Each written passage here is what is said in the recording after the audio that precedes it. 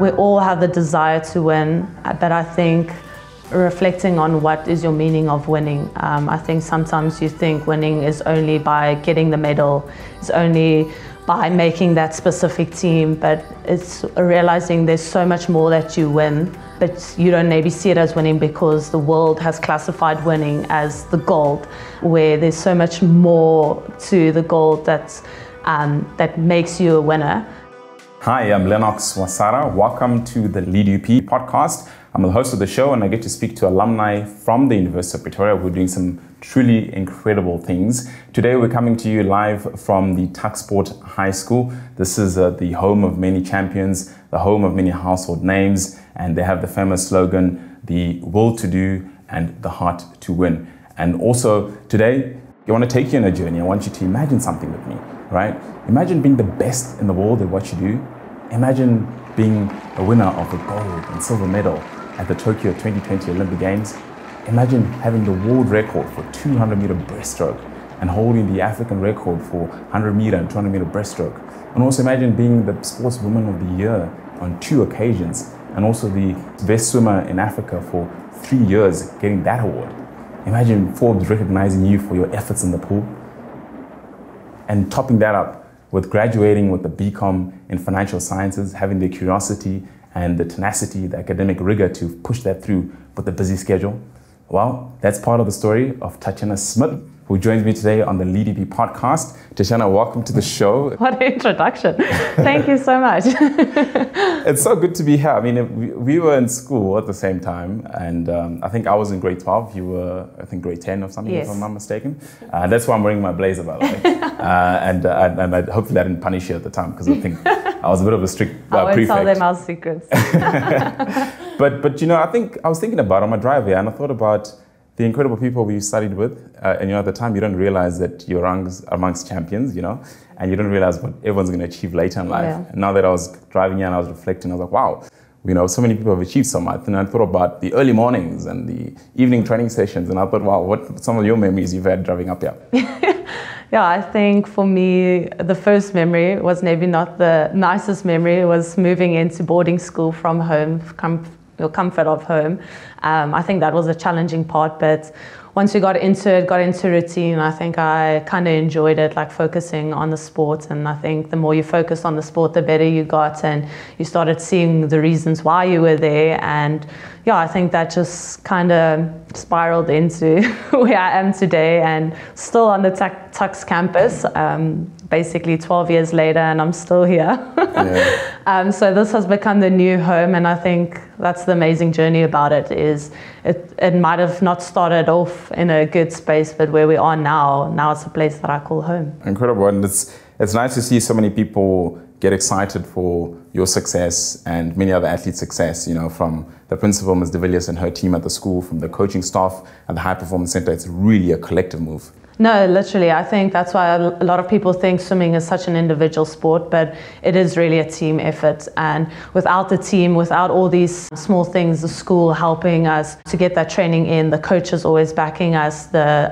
facilities that we have, I don't think I would be where I am today. So I'm very grateful for the opportunity and to be part of a school like this, and to get this to push that was in me that I didn't even know. So it's such a blessing, and Interesting you mentioned that, because sometimes you don't always know your potential as a person. Exactly. And it takes somebody to say, hey, listen, do you see what I see? Yeah, I think that's why it was so hard when my parents sent me to boarding school. I didn't really see it, like my heart was in other sports, but they really saw this in me, and Coach Rocco, and that's why they decided that this was best. Unfortunately, my parents had 8-to-5 jobs, so they really couldn't get me to training, so this was the best option to get me to the pool. And in the beginning, I was I wasn't really seeing what they were seeing, but the more I put in the time in swimming and the more my results got better, I realized that maybe I do actually really have a talent for it.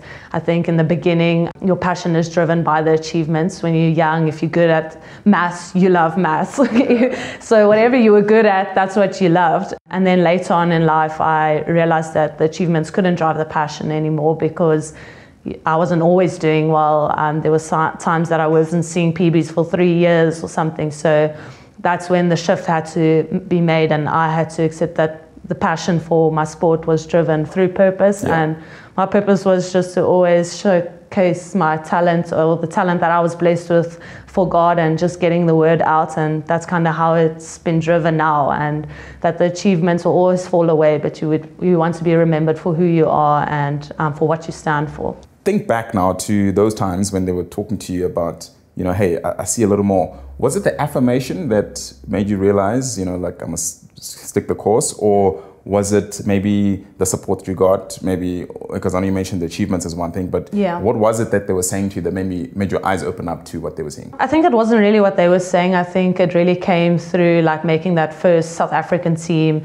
It was really driven by like making that team, seeing, okay, wow, I'm actually good at this. Like, I didn't know I was this good at it. I really had to put in the time to realize, wow, okay, I am really good at this.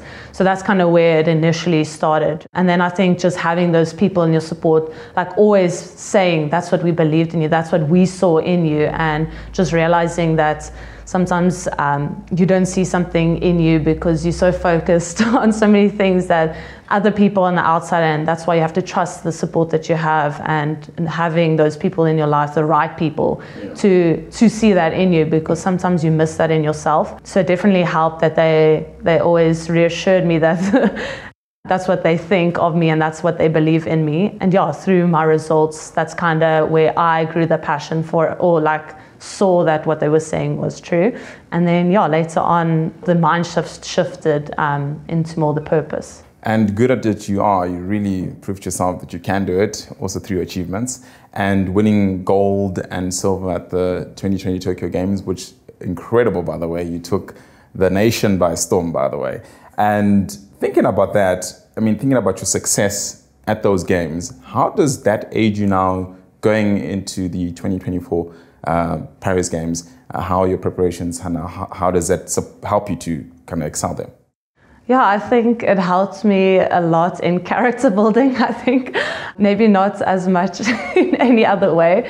Going into Tokyo, I think for me, the expectation was really just to give my best, enjoy the first experience of being at Olympics. If I made a final, I would have been really happy. So the outcome of Tokyo really even took me by surprise. But with that came a lot of things, a lot of new expectations, not only expectations from myself, on myself, but also from people now knowing me and me being a bit more in the spotlight. I think you carry those expectations of people because now that you're a champion, that's what people now expect. So anything less than a champion is almost like not good enough. So it was really having to work through those things. And I think I always wondered why this 4-year cycle, it's such a long period, and to try and maintain that performance for 4 years is insane. But I realized that 4 years is needed to deal with the emotional side and the mental side of it, because it really did take a lot of time for me to adapt to this new part of my life. Everyone says your life changes after, and I was like, that's never going to happen. I'm a swimmer, like swimming, no one knows about swimming. But really when I stepped off that plane, like my life literally changed. Things that used to drain my energy, I had to find comfort in again. And that was quite challenging. But I think going into Paris, I've learned a lot. I'm a new person, I've grown. And I think that's also the challenging part, is never comparing yourself how you were before Tokyo, because you aren't the same person. The challenge you've gone through, and the emotionally how you grew, mentally how you grew, physically is different. So you can't always look back and how that was a perfect race, and you have to create a new perfect race for Paris. And again, I'm going in a second time. Hopefully it will really sink in that we're at the Olympics this time. But just to enjoy the experience. It could probably be my last Olympics. So I'm excited to just really take it in. And again, I'm going to go out there, give my best, and whatever the outcome, that's that will be. You might come back on the plane and get off the plane, your life might change a little more after the Tokyo Games. But in what tangible ways did life actually change for you that we might not actually know? I think in terms of going from basically just swimming to like being just a passion to being a profession. I think I had to start making a living out of swimming, because I can't work and swim. I really had to give my whole life to swimming. So in that, it changed a lot. I think a lot of attention was drawn. So a lot of people want a little bit of you every single time. So that was also challenging. I'm a very introvert, so I'm much more extrovert now because of the challenges and things I've grown through. I can only share my story and people want to hear that story, and I think that was really hard because I like being in the backstage. I don't like being in front of the cameras. Yeah. So that was very challenging, and I had to grow into this new. I'm still not very out there and loud. I'd prefer not to have my face on banners and stuff. But yeah, I think that's just, people want that and people grab onto that hope. And I think when you start seeing that your story can change one person's life, then that's all it's about. I'm not trying to change thousands of people's lives, but if I can have an impact on one person's life, then that's what I was here for on earth. And that's the purpose, is to give that person hope and draw them closer to God. Another life-changing moment for you was also in 2020. You graduated with BCom Financial Sciences at the University of Pretoria. Tough program to graduate at UP with, and you were doing all of this amidst the training and the hard work. I mean, how did you actually do all of this? I think at that time it was quite nice because it made me balance the things in the sense of like my mindset. It gave me an escape from swimming, and I think it was necessary at that time, just jumping in and having all that pressure in swimming and knowing that you have to build a career. So I think that was kind of where I was starting in my swimming career. So you're kind of still seeing, am I that good that I'll actually be able to go to the Olympics and stuff? So I think it was nice to have that balance. It was definitely challenging. I think that's why I didn't do it in 3 years. I did it over 4 years. So I extended my course because with the intensity of swimming, I don't think I would have managed. But yeah, like you say, I did graduate that time. It was unfortunately in the COVID year. So I never got to walk over the stage. My only academic performance, and I never got to experience it. But it's fine. Luckily for me, my swimming turned out to be good. So I at least have that, but it would have been nice to throw my hat on in the sky.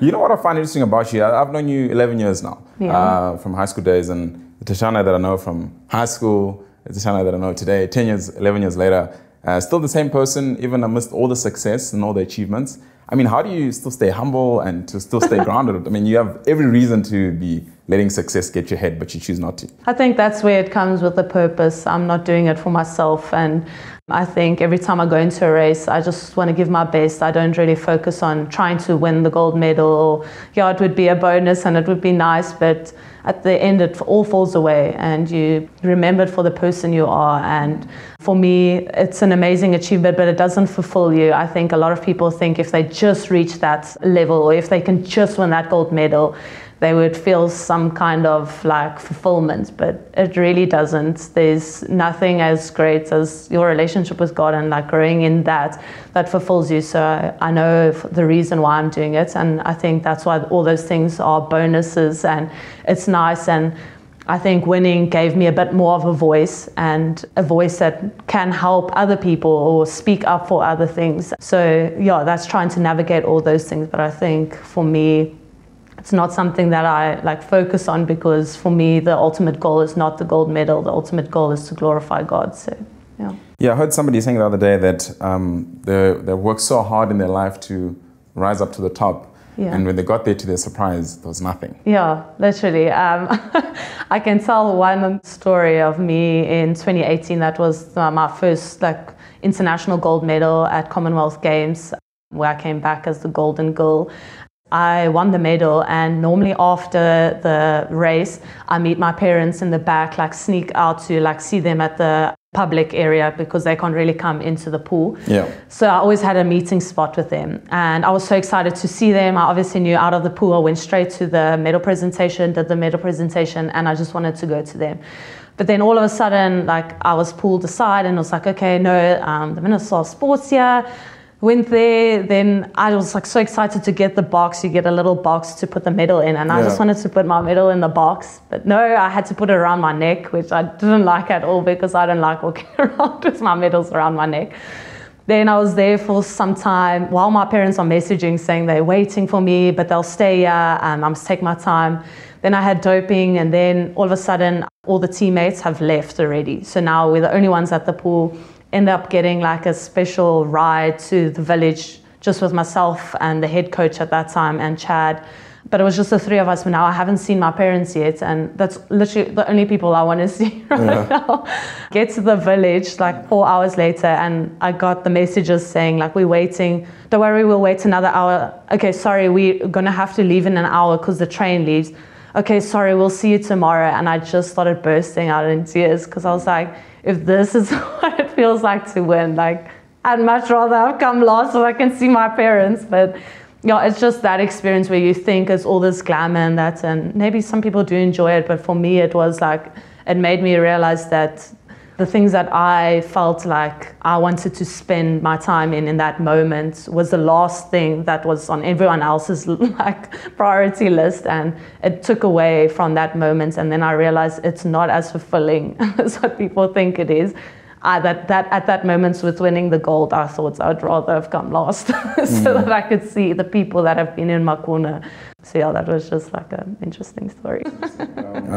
Thanks for sharing that as well. And I was also thinking, I saw your post recently on Instagram. You took to IG and you said that swimming is what I do, not who I am. Yeah. And actually speaking about, people must have a well-rounded sense of identity and not just focus maybe on one thing or like competitive swimming in your case. Yeah. I mean, tell us more. That resonates a lot with me. I think that's challenging, and I've seen a lot of sports people really struggle with it because people only know them for that, and it does become your identity. I mean, I've been swimming for 22 years. I don't know myself without swimming as well. So it's just making sure that it's not your identity and really finding the balance in life. I think sometimes it is such a sacrifice, and my whole life literally evolves around swimming. When I eat, what I eat, what I do in the time. I think even in my first year of marriage, it must be so tough because I can't be the wife that I want to be because I can't go anywhere. I have to stay here because of training. So it really takes a lot, not only of my life, but the people that are in my life have to sacrifice life with me.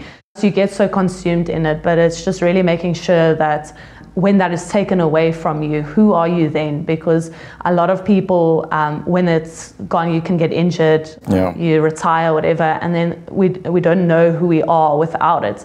And it is a big part of it, but focusing on the positive sides that are brought in. And for me, it's the character building. It's the friendships I made, lifelong friends.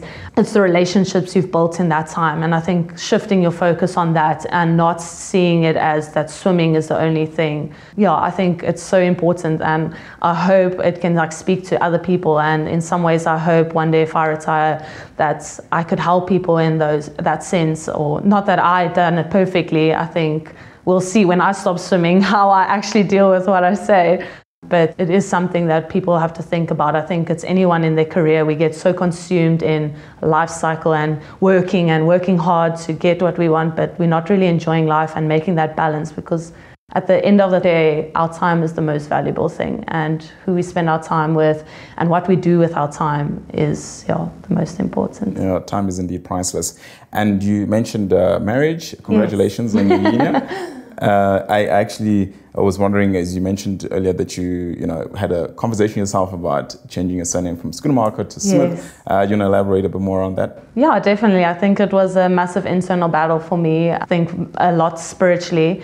I started realizing when people were saying, "Oh, you're probably going to swim with Schoenmaker because that is your identity," and I think those words really sparked something in me, and that is really not my identity.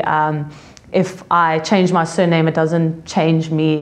It's actually, I'm living in what I am. First, I'm a child of God, and then I'm a wife to Jill. So I'm very proud to be a wife, and I'm excited. I'm a different person. What was nice about it, this was the first competition, nationals was my first competition racing, and it really did feel like it was a clean slate. Yeah. There was no expectation because no one knows Smith. So there's no Schoenmaker's expectation on Smith, and it just felt like I could start new and that I could really just enjoy the sport for what it is and enjoy my last few years swimming, because that's what it's about. If you don't have a passion for it, there's no financial backing in it. So you really have to do it because you love it. And I think you don't want to do it because you feel like you have to. And I really just wanted to enjoy my time in swimming and not have that expectation. And somehow the change in surname really just made me feel better, and it's still something to get used to, but I'm enjoying it. Earlier in our conversation, you mentioned that you missed a few PBs and things were getting a little frustrating.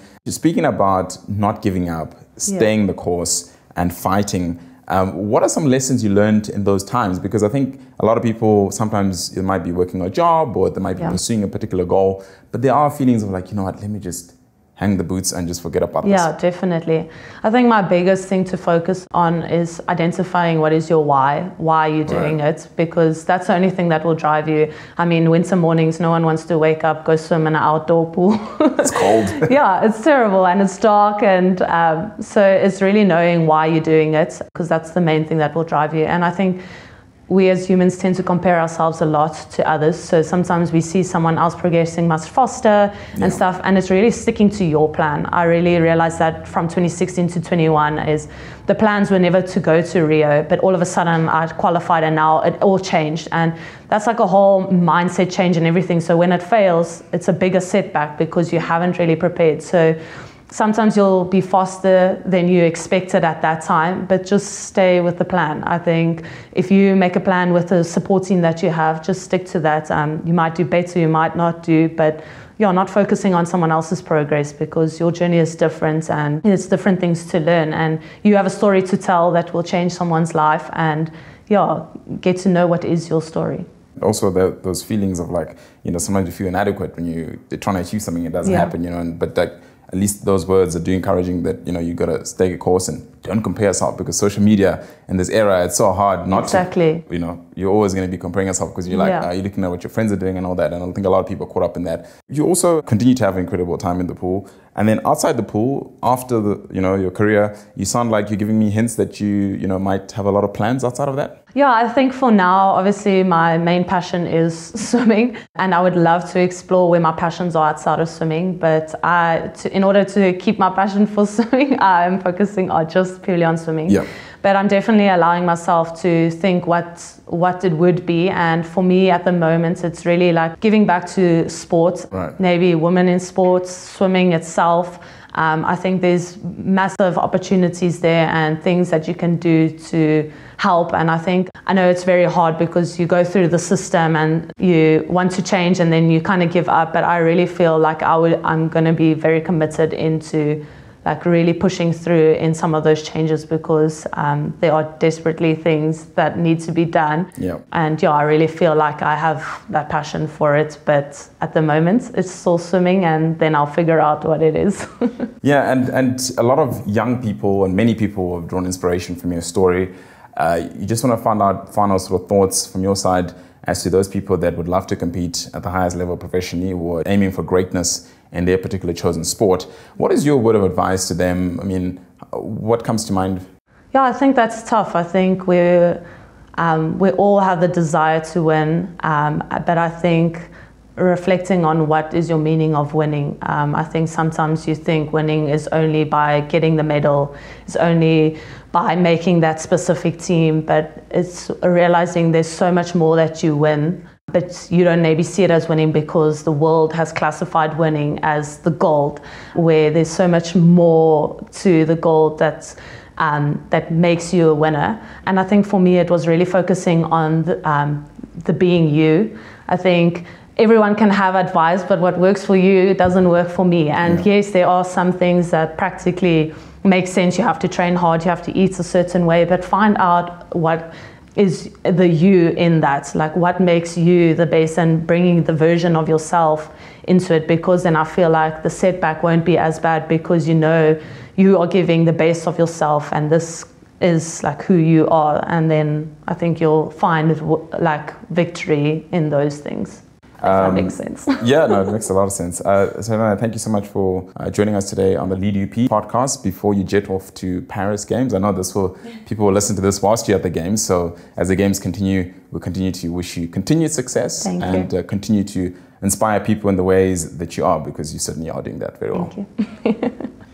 That brings us to the end of our chat with world champion, gold medalist, and of course, world record holder. As you heard from her, it's not all about swimming. She lives life with purpose, and that's really been inspiring, and certainly a takeaway from my side as the conversation did unfold. Remember to visit up.ac.za/LeadUP for more information on the podcast. We're available on all platforms: YouTube, Apple Podcasts, Spotify, wherever you get your content from, you'll find us right there. Remember to share, review, and rate the podcast. We'd appreciate your comments. But most importantly, this podcast is a proud production of the University of Pretoria's Alumni Relations Office. Our head of content is Samantha Castle. Our producer of the show is Anna Schutz, and bringing you the incredible audio and video quality is none other than Maropo Communications. Coming to you live from Tuxford High School as we bow out.